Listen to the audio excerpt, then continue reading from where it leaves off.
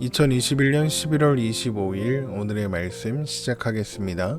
오늘 나눌 말씀은 레위기 11장 9절에서 23절 말씀입니다. 물에 있는 모든 것 중에서 너희가 먹을 만한 것은 이것이니 강과 바다와 다른 물에 있는 모든 것 중에서 지느러미와 비늘 있는 것은 너희가 먹되 물에서 움직이는 모든 것과 물에서 사는 모든 것, 곧 강과 바다에 있는 것으로서 지느러미와 비늘 없는 모든 것은 너희에게 가증한 것이라. 이들은 너희에게 가증한 것이니 너희는 그 고기를 먹지 말고 그 죽음을 가증히 여기라. 수중 생물에 지느러미와 비늘 없는 것은 너희가 혐오할 것이니라. 새 중에 너희가 가증히 여길 것은 이것이라. 이것들이 가증한즉 먹지 말지니 곧 독수리와 솔개와 물수리와 말똥가리와 말똥가리 종류와 까마귀 종류와 타조와 타으마스와 갈매기와 새매 종류와 올빼미와 가마우지와 부엉이와 흰 올빼미와 사달새와 너새와 황새와 백로 종류와 오디새와 박쥐니라. 날개가 있고 네 발로 기어다니는 곤충은 너희가 혐오할 것이로되 다만 날개가 있고 네 발로 기어다니는 모든 곤충 중에 그 발에 뛰는 다리가 있어서 땅에서 뛰는 것은 너희가 먹을지니 곧 그 중에 메뚜기 종류와 배짱이 종류와 귀뚜라미 종류와 팥중이 종류는 너희가 먹으려니와 오직 날개가 있고 기어다니는 곤충은 다 너희가 혐오할 것이니라. 아멘. 오늘 본문은 정하거나 부정한 물고기, 새, 곤충에 관한 규례입니다. 먼저 정하거나 부정한 물고기를 나누는 기준은 지느러미와 비늘로 이것 중 어느 하나라도 없으면 가증한 것으로 구분됩니다. 레위기 11장 9절에서 12절 말씀입니다. 물에 있는 모든 것 중에서 너희가 먹을 만한 것은 이것이니 강과 바다와 다른 물에 있는 모든 것 중에서 지느러미와 비늘 있는 것은 너희가 먹되 물에서 움직이는 모든 것, 물에서 사는 모든 것, 곧 강과 바다에 있는 것으로서 지느러미와 비늘 없는 모든 것은 너희에게 가증한 것이니라. 이들은 너희에게 가증한 것이니 너희는 그 고기를 먹지 말고 그 죽음을 가증히 여기라. 수중 생물에 지느러미와 비늘 없는 것은 너희가 혐오할 것이니라. 하나님께서 지느러미나 비늘이 없는 유형의 수중 생물들을 부정하며 혐오해야 할 것이라고 하시는 이유에 대한 성경학자들의 견해는 크게 세 가지로 나뉩니다. 첫 번째는 그런 종류의 수중 생물들은 주로 바닥에 붙어 다니기 때문에 죽어서 바닥에 떨어져 있는 사체들을 먹는다고 여겨졌기 때문이라는 것입니다. 레위기 5장에서 속죄제 규례를 살펴볼 때 죽은 짐승의 사체를 만지면 부정하고 그 몸이 더러워지므로 속죄제를 드려야 한다는 내용을 다루었었습니다. 그러면서 사체를 만지면 부정해지는 이유는 성경에서의 죽음이 하나님과의 단절을 의미하기 때문이라고 했었죠. 생명이 없는 것은 하나님 없음의 상태를 의미하고 그래서 사체를 만진다는 것은 상징적으로 죽음의 영역, 그러니까 하나님 없음의 상태로 들어가게 되었다는 것을 의미한다는 것입니다. 그렇기 때문에 죽은 것은 부정하고 속죄제를 통해 속죄해야 하는 것입니다. 이런 맥락에서 바닥에 붙어 다니며 죽은 물고기의 썩은 고기를 먹고 사는 지느러미나 비늘이 없는 물고기들을 부정하다, 그렇게 말씀하셨다는 것입니다. 두 번째 생각은 첫 번째 생각에서 파생된 견해로 그런 식으로 생활하는 수중 생물들은 자연스럽게 위생적으로도 기생충이나 병균에 노출될 확률이 높았기 때문에 하나님께서 이스라엘 백성들의 건강을 보호하시기 위해 그런 종류의 물고기들을 피하게 하셨다는 것입니다. 세 번째 생각은 그 생김새와 습성이 아담과 하와를 유혹하여 선악과를 따먹도록 한 뱀과 유사하기 때문이라는 것입니다. 아담과 하와가 하나님의 심판을 받고 에덴에서 쫓겨날 때 뱀도 하나님의 심판의 저주를 받은 바 있죠. 창세기 3장 14절입니다. 여호와 하나님이 뱀에게 이르시되 내가 이렇게 하였으니 내가 모든 가축과 들의 모든 짐승보다 더욱 저주를 받아 배로 다니고 살아있는 동안 흙을 먹을지니라. 지느러미와 비늘이 없는 모습은 뱀과 흡사하고 바닥을 배로 기어다니며 흙을 먹는 모습 또한 뱀과 흡사하죠. 그래서 이렇게 뱀의 생김새와 습성을 공유하는 수중생물들도 부정한 생물로 분류하셨다, 이런 견해입니다. 이어지는 말씀은 정하고 부정한 새에 관한 것으로 정하거나 부정한 새를 나누는 기준은 제시되지 않고 바로 가증히 여길 새의 목록을 제시하고 있습니다. 레위기 11장 13절에서 19절의 말씀입니다. 새 중에서 너희가 가증히 여길 것은 이것이라. 이것들이 가증한즉 먹지 말지니 곧 독수리와 솔개와 물수리와 말똥가리와 말똥가리 종류와 까마귀 종류와 타조와 타으마스와 갈매기와 샘의 종류와 올빼미와 가마우지와 부엉이와 흰 올빼미와 사다새와 너새와 황새와 백로 종류와 오디새와 박쥐니라.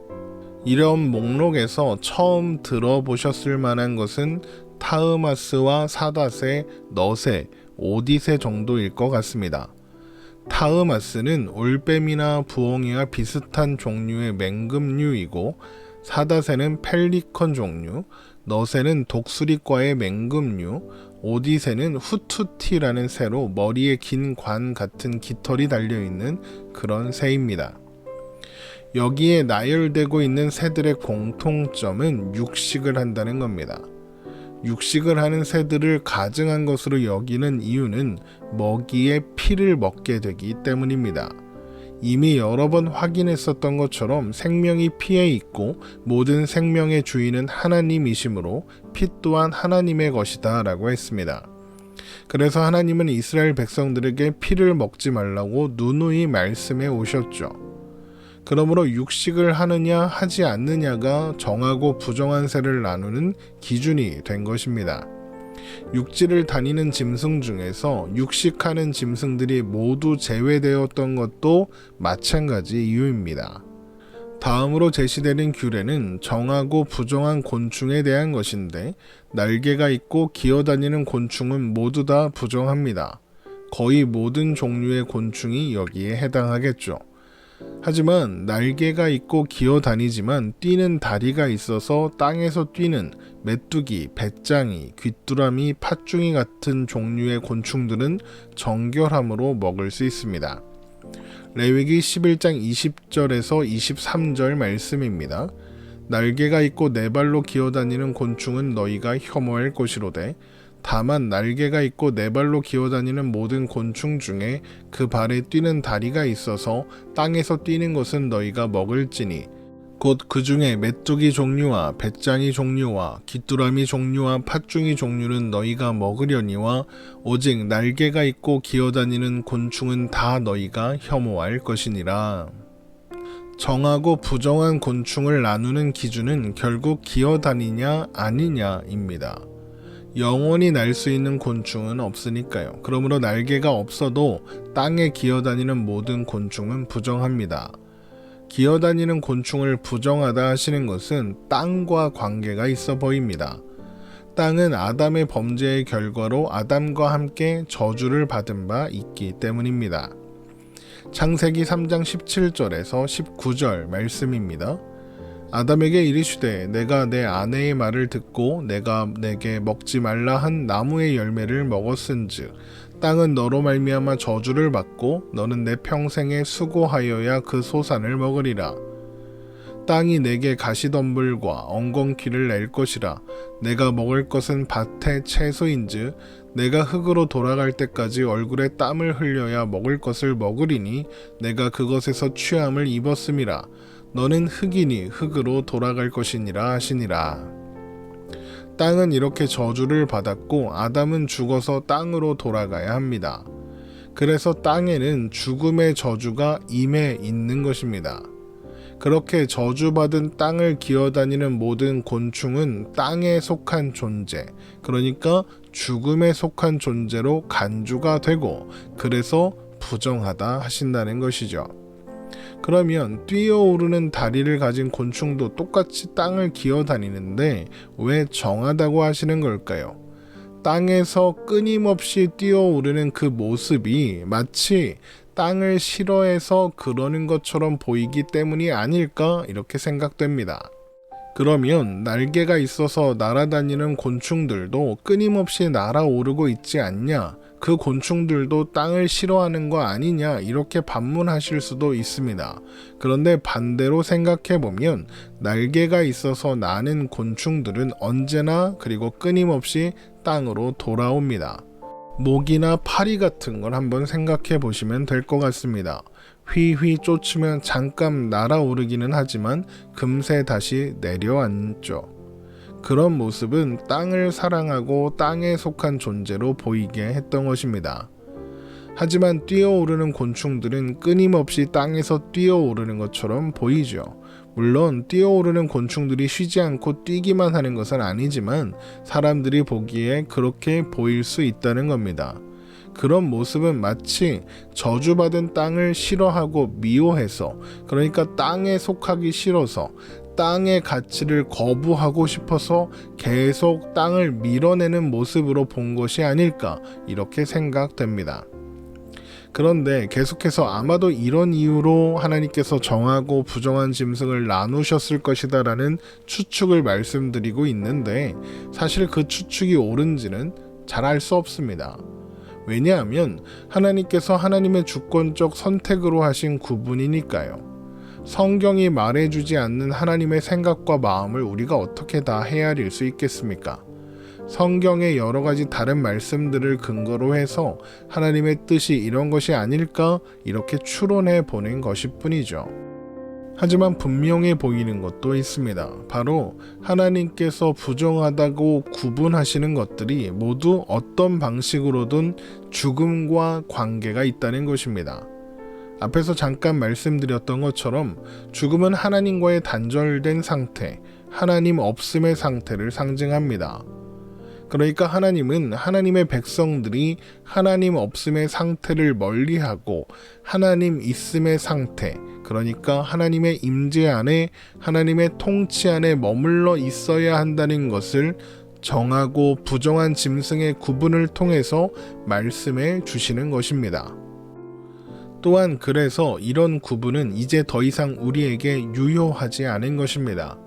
왜냐하면 더 이상 먹는 음식이 우리의 존재와 우리가 속한 자리를 규정하지 않기 때문입니다. 예수님께서 그분을 믿는 모든 자들이 하나님 안에 영원히 있도록 하셨기 때문이죠. 고린도전서 1장 30절입니다. 너희는 하나님으로부터 나서 그리스도 예수 안에 있고 예수는 하나님으로부터 나와서 우리에게 지혜와 의로움과 거룩함과 구원함이 되셨으니 우리는 하나님으로부터 나와서 그리스도 예수 안에 있습니다. 또한 성령님께서 우리 안에 계십니다. 삼위 하나님께서 우리의 존재와 소속을 증명해 주시고 규정해 주시는 것이죠. 로마서 8장 16절입니다. 성령이 친히 우리의 영과 더불어 우리가 하나님의 자녀인 것을 증언하시나니.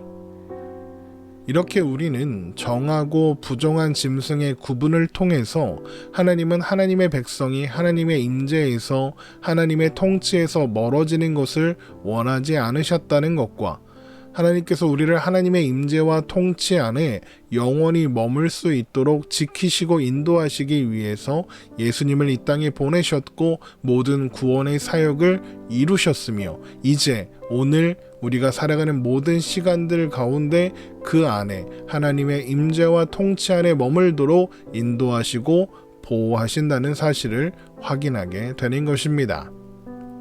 오늘 말씀 마치겠습니다. 오늘도 주님 안에서 평안한 하루 되시기를 주님의 이름으로 축원합니다.